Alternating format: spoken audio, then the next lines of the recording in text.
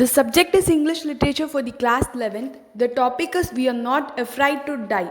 We Are Not Afraid to Die. It was written by the author Gordan Cook.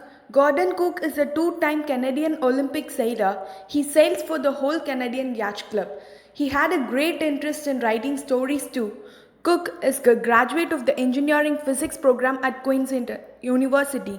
He was born on 3rd December 1978 and his age was 42 years. Introduction. This story is about a 37-year-old businessman who is the narrator and his wife. They were sailing from Plymouth. It was a 3-year-long journey. It was pleasant. While heading east, they were hit by strong waves, and we get to know how they survived till the end. Summary.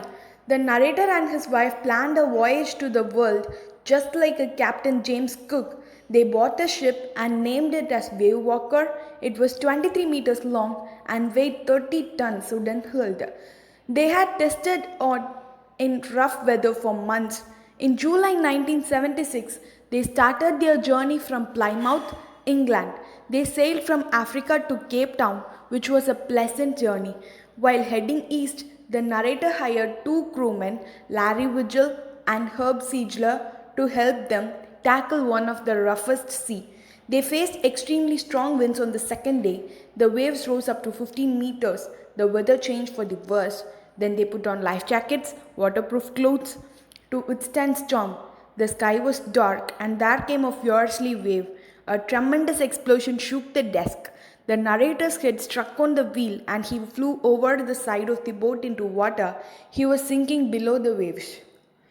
Succeeding waves threw the narrator around the rock like a rag doll. His left ribs cracked. His mouth was filled with blood and broken teeth.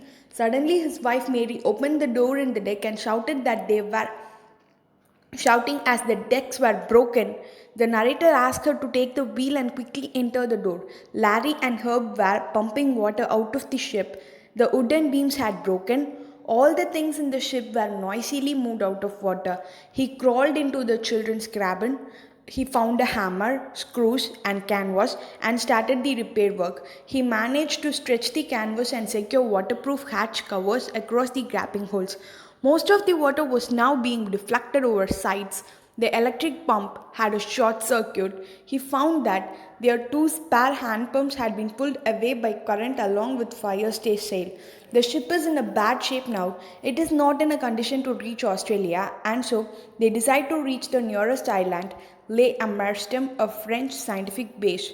As their supporting engines were also damaged, the chances of the ship to reach their destination are low. After pumping the water out continuously for 36 hours, they took a sigh of relief. Only a few centimeters of water was left to be pumped out of the boat. They hoisted the storm jib as the main mast was destroyed.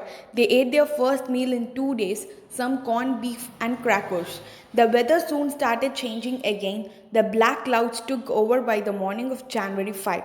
His son Jonathan told him that he didn't fear death as long they were all together.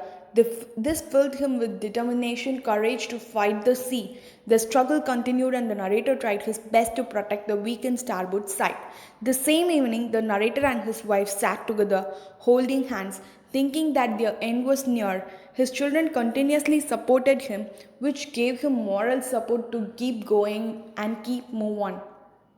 They anchored offshore for the night, and next morning all 28 inhabitants of the island cheered as they helped us ashore. With land under his feet again, his thoughts were full of Larry and Herbie, cheerful and optimistic under the direst stress, and of Mary, who stayed at the wheel for all those crucial hours. Most of all, he thought of a 7-year-old girl who did not want us to worry about a head injury, which subsequently took 6 minor operations to remove a recurring blood clot between skin and skull, and of a 6-year-old boy who was not afraid to die. He was very proud of his children. The question and answers in the lesson. We are not afraid to die. First one, list the steps taken by the captain to protect the ship when rough weather began. In order to protect the ship from rough weather, the captain decided to slow it down, so he dropped the storm and lashed heavy mooring rope in a loop across the stern. Then they doubled, fattened everything and went through their life raft drill. List out the steps taken by the captain to check the flooding of water in the ship.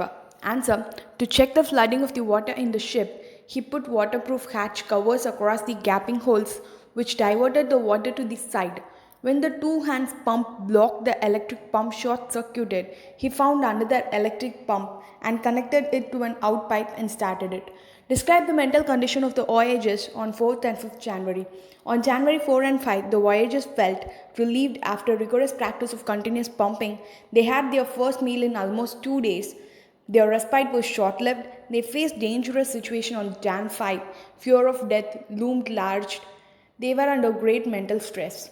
Describes the shift in the narration of the event as indicated in the three sections of the text. Give a subtitle to each section. The first section opens a cheerful note. The narrator and his family are all set for their ultimate dream to take up an around the world voyage like Captain James Cook did.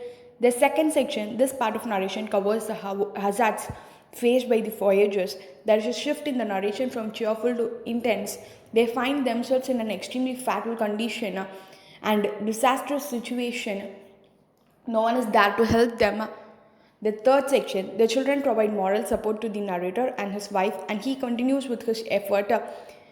Under the capacity of the narrator, they manage to reach Isle Amsterdam. The narrator proves his seamanship and receives the title of the best daddy and the best captain from his children.